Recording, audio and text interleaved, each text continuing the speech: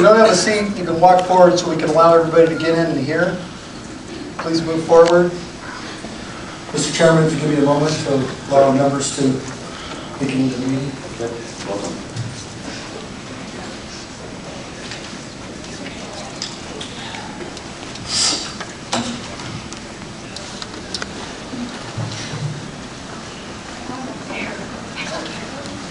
Keep bringing them in.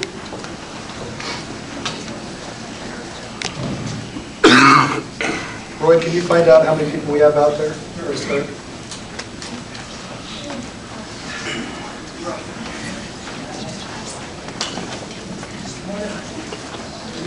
Jacob, come on to join me. Got 10 more.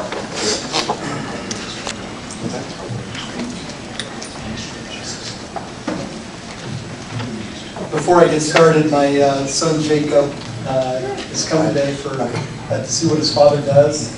So he's skipping school, but I think it's an important lesson on how we are able to operate and communicate in the community.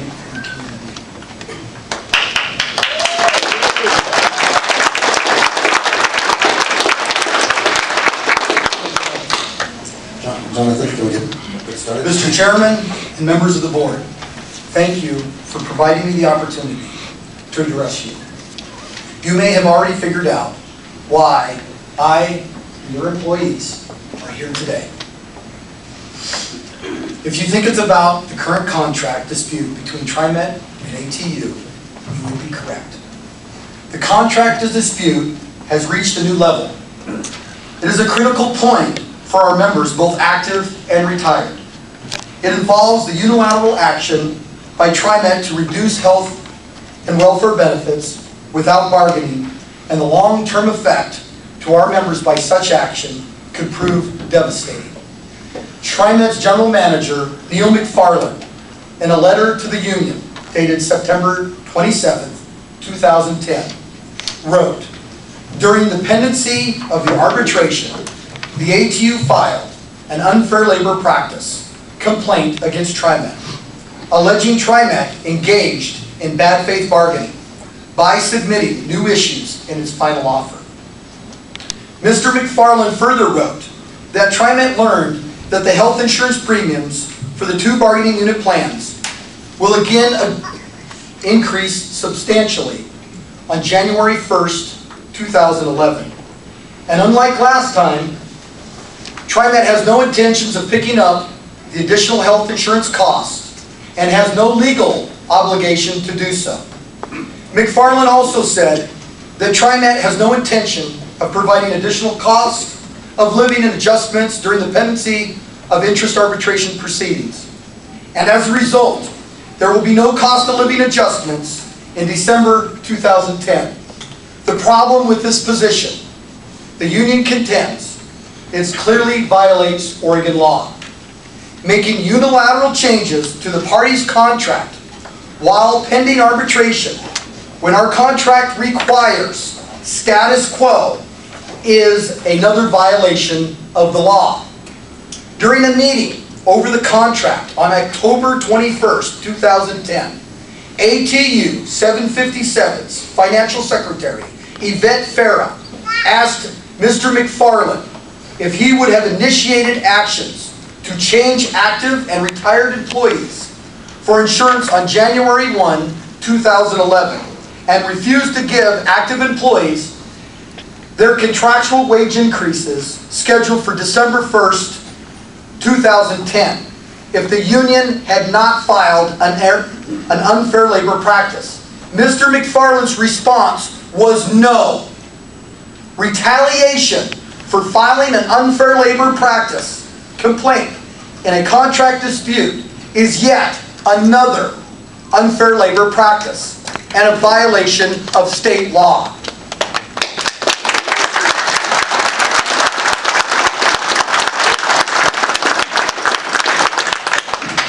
The contract between Trimet and the union expired on November 30th, 2009.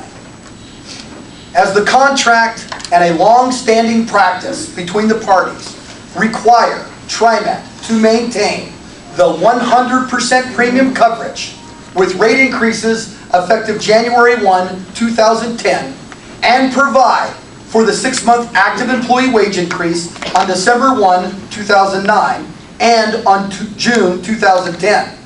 What Trimet did is exactly what our contract required them to do.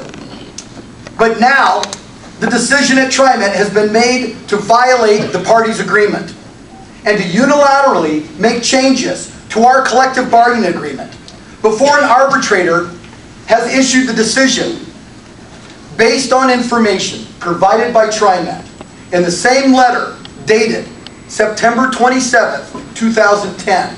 An active employee enrolled in Blue Cross Blue Shield family plan will be charged $226 a month for coverage.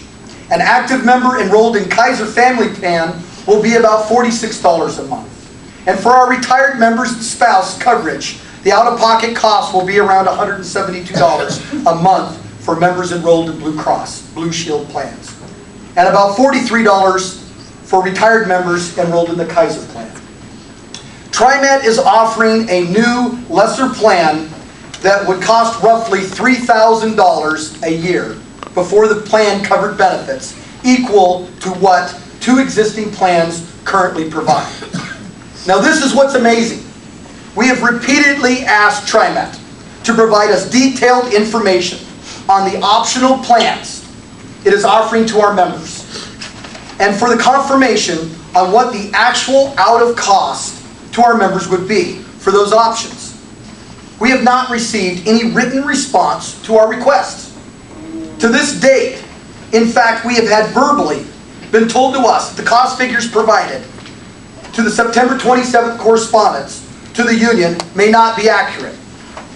We believe the attack on our insurance benefits, which has been promoted by the conservative think tanks and media with the encouragement of Trimet's communication department, is unwarranted and ill-will conceived. The union and its members over the years bargained for more benefits and for less wages because we realized the importance of these benefits to our members, both active and retired. Now we are being expected to give these hard-fought for benefits up because Trimet needs to balance the budget on our members' backs. We are not going to stand by and let this happen without a fight.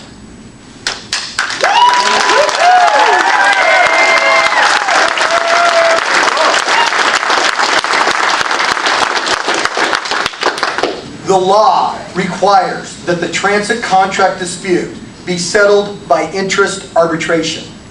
The union and its members are abiding by the law, and we expect Trimet to do the same. Let the dispute make its way through the required process. And when a final and binding decision is made by the arbitrator, both sides will be bound by it. Perhaps Trimet's reason for waiting to circumvent the law is because they are required to make a full disclosure that they may be unable to support their claim of poverty and the need to pay for other projects on the backs of our members.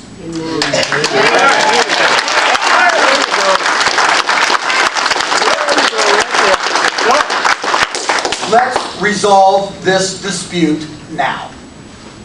Trimet needs to rescind its intended action and move forward with arbitration. Whether the decision of the arbitrator, it will be binding by both sides. During the pendency of arbitration, there is nothing that prevents the parties from returning to the bargaining table in an attempt to settle this dispute. The best resolution is one that is bargained by the parties at the table.